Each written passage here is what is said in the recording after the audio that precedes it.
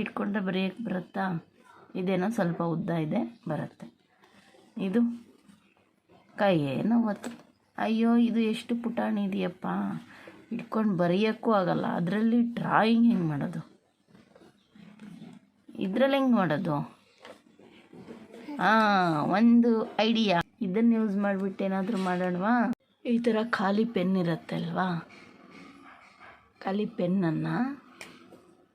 Pen ಹಿಂದ್ಗಡೆ ಇದೆಯಲ್ಲ, ಹಿಂದ್ಗಡೆ ಅಥವಾ ಮುಂದ್ಗಡೆ ಇರುತ್ತೆ, ಅದನ್ನು ತೊಗೊಂಬಿಟ್ಟು ಒಂದು ಕಡೆ ಓಪನ್ ಮಾಡ್ಕೊಂಬಿಟ್ಟು ಈ ಥರ ಒಂದು ಚಿಕ್ಕ ಪೆನ್ಸಿಲ್ ಇರುತ್ತಲ್ಲ, ಬರೆಯೋಕ್ಕೆ ಸರಿಯಾಗಲ್ಲ, ಅದನ್ನು ಹೀಗೆ ಹಾಕ್ಕೋಬೇಕು ನೋಡಿ.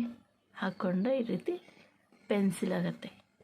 ಅದೇ ರೀತಿ ನನ್ನ ಹತ್ರ ಇನ್ನೂ ಒಂದು ಪೆನ್ಸಿಲ್ ಇದೆ ನೋಡಿ, ಇಷ್ಟು ಚಿಕ್ಕಗಿದೆ ಪೆನ್ಸಿಲ್ ನೋಡಿ, 1 ಇಂಚು ಇಲ್ಲ ಅಲ್ವಾ. ಅದನ್ನು ಇದೆಲ್ಲ ಹಿಂಗೆ ಹಾಕ್ಕೊಳ್ತೀನಿ, ಹಾಕ್ಕೊಂಡ್ಬಿಟ್ಟು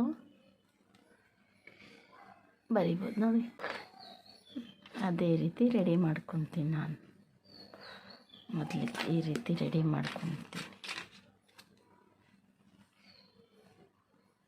ರೆಡಿ ಮಾಡ್ಕೊಂಡು ಇಟ್ಕೊಂಡು ಬರಿತೀನಿ. ಈಸಿ ಆಗುತ್ತಾ ನಮಗೆ ಇವಾಗ ಬರೆಯೋದಕ್ಕೆ? ಉದ್ದುದ್ದ ಪೆನ್ಸಿಲ್ಲೇ ಆಯಿತು ಅಲ್ವಾ.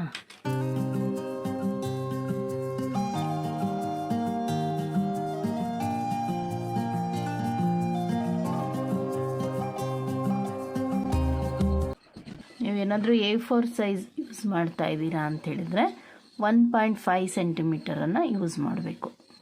ಎಲ್ಲ ಸೈಡ್ಸು ಇಟ್ಕೋಬೇಕು.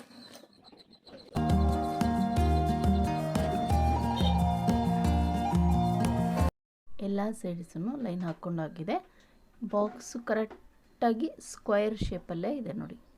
1.5 ಈ ಕಡೆ 1.5, ಈ ಕಡೆ 1.5, ಈ ಕಡೆ 1.5. ಇವತ್ತು ನಾನು ಮಾಡ್ತಾ ಇರೋದು ಈ ಡ್ರಾಯಿಂಗು. ಬಸವಣ್ಣ ಅವರ ಚಿತ್ರನ ಪಿಕ್ ಮಾಡ್ಕೊಂಡಿದ್ದೀನಿ.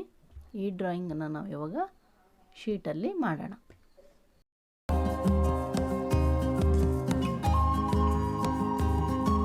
ನೀವೇನಾದರೂ A4 ಶೀಟಲ್ಲಿ 1.5 ಸೆಂಟಿಮೀಟರ್ ಇಟ್ಕೊಂಡ್ರೆ ಮೇಲ್ಗಡೆ 1ಇಂದ 14 ತನಕ ನಂಬರ್ಸ್ ಬರುತ್ತೆ.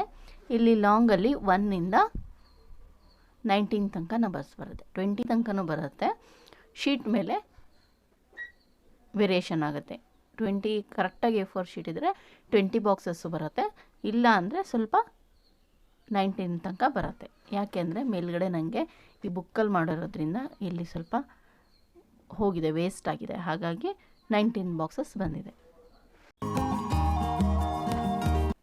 1 2 3 ಬಾಕ್ಸಸ್ ಮೇಲ್ಗಡೆ ಬಿಡಿ. ಈ 7 ನಂಬರು ಅಲ್ಲಿಂದ ಕಣ್ಣಿಂದ ಸ್ಟಾರ್ಟ್ ಮಾಡೋಣ.